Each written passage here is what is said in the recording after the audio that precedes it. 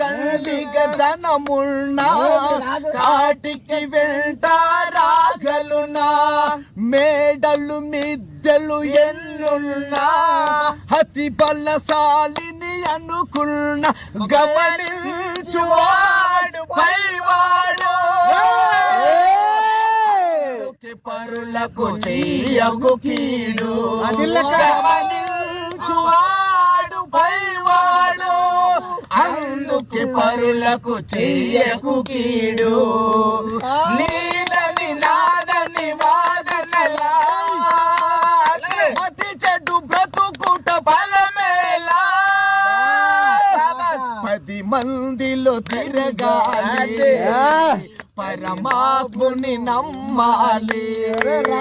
10 మందిలో తిరగాలి పరమాత్ముని నమ్మాలి